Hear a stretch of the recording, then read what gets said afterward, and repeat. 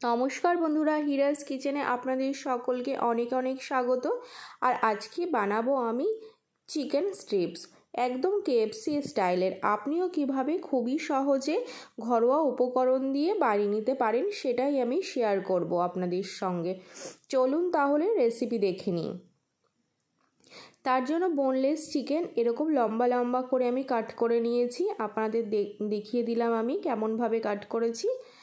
এখন এতে ম্যারিনেশন করব। তার জন্য আমি দিয়ে দিলাম স্বাদ মতো লবণ আর 1/4 টিস্পুন হলুদ গুঁড়ো, 1/4 টিস্পুন জিরা গুঁড়ো আর 1/2 টিস্পুন নর্মাল লঙ্কা গুঁড়ো আর 1/2 teaspoon Kashmiri red chilli powder আর হচ্ছে গিয়ে আদা রসুন বাটা 1 চামচ, সম পরিমাণে আছে দুটোই, আর অর্ধেকটা লেবুর রস।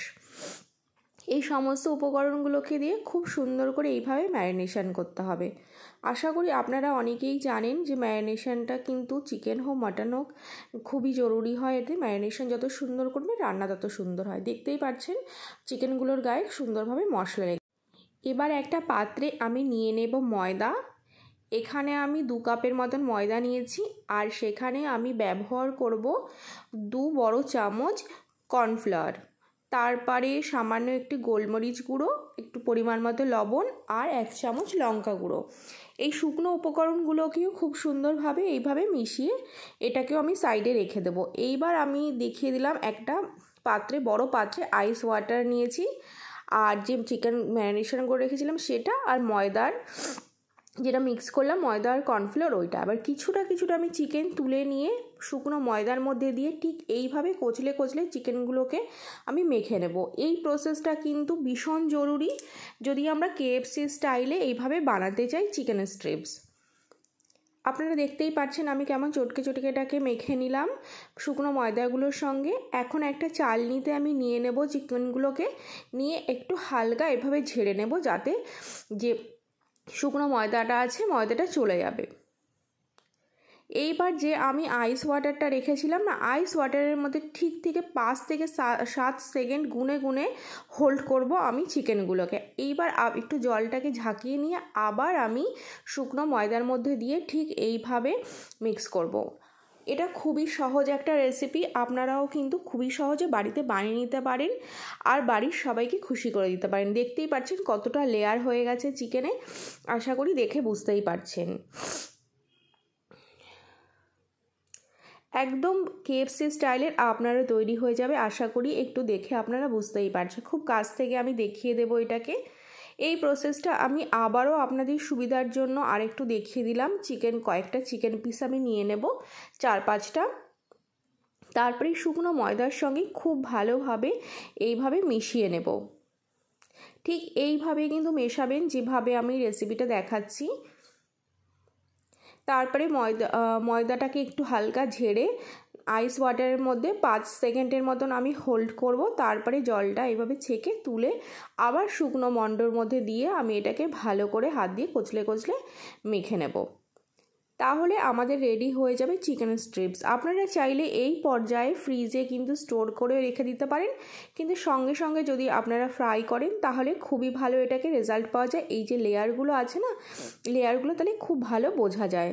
আশা করি আপনারা দেখতেই পাচ্ছেন আমরা যখন কেএফসিতে গিয়ে চিকেন খাই, চিকেন পকোড়া বা চিকেন স্ট্রিপস, তাহলে কিন্তু এরকম ধরনেরই কিন্তু লেয়ার হয় সেটাতে। আমি সমস্তগুলো বানিয়ে নিয়েছি একে একে। এবার ওগুলোকে খাওয়ার জন্য আমি একটা ডিপ তৈরি করব। তার জন্য টমেটো কেচাপ আমি নিয়ে নিলাম 1/2 চামচ, আর 1 চামচ এখানে মেয়োনিজ নিয়ে নিলাম, আর এখানে 1/2 চামচ তন্দুরি মেয়োনিজ নিলাম। এই তিনটেকে আমি সুন্দর করে মিলিয়ে নিলাম। এটা যার যার অপশনাল, যে যেমন খেতে চান সেরকমভাবে একটা ডিপ আপনারা তৈরি করতে পারেন। শুধু টমেটো কেচাপ দিয়ে ভীষণ ভালো লাগে। আর যেহেতু আমি কেএফসি নাম দিয়েছি তার জন্য আমি একটু রেস্টুরেন্ট স্টাইল দেওয়ার চেষ্টা করলাম। আর এখানে আমি 2 রকমের চাটনি ব্যবহার করেছি, ওই মেয়োনিজটা বানিয়েছি আর বানিয়েছি ধনিয়া পাতার চাটনি। তারপরে তেল গরম করে আমি সুন্দর করে এগুলোকে ভেজে নেব। প্রথমে ভাজবো লো ফ্লেমে, লাস্টে আমি কালার আসার জন্য হাই ফ্লেমে ভাজবো। যেহেতু আমরা ম্যারিনেশন করে অনেকটা সময়ের জন্য রেখেছিলাম, 10 থেকে 12 মিনিটের মধ্যে কিন্তু এটা পুরো রেডি হয়ে যাবে একটা ব্যাচ। আর খুব পাতলা পাতলা চিকেনগুলো কাটা আছে যার জন্য বেশি সময় কিন্তু একদমই লাগে না। আশা করি দেখে বুঝতেই পারছেন কত সুন্দর লাগছে। তেলে দেওয়ার সঙ্গে সঙ্গে লেয়ারগুলো আরও খুলে গেছে, আরও ভালো লাগছে এটাকে দেখতে। আমি সবসময় বন্ধু আপনাদেরকে চেষ্টা করি খুবই সহজভাবে রেসিপি শেয়ার করার, আর একদম ঘরোয়া উপকরণ দিয়ে আমি কখনোই এক্সট্রা কোনো উপকরণ ব্যবহার করার চেষ্টা করি না, যাতে খুবই সহজে আপনারাও বানিয়ে নিতে পারেন। তাহলে এই ব্যাচটা আমার রেডি হয়ে গেছে। আমি আবারও বাকিগুলোকে কিন্তু এইভাবে ফ্রাই করে নেব। আপনারা কে কবে বানাচ্ছেন অবশ্যই কিন্তু আমাকে কমেন্ট করে জানাবেন। আর যদি আমার রেসিপিটা ভালো লেগে থাকে তাহলে কিন্তু একটা লাইক করতে একদমই ভুলবেন না। আর সাইডে থাকা বেল আইকনটি অবশ্যই প্রেস করে দেবেন, তাহলে যখনই আমি নতুন কোনো ভিডিও পোস্ট করব আপনাদের কাছে খুবই সহজে নোটিফিকেশান পৌঁছে যাবে। একটা সাইড আমার হয়ে গেছে, এবার একটু নেড়ে চেড়ে আমি দেব।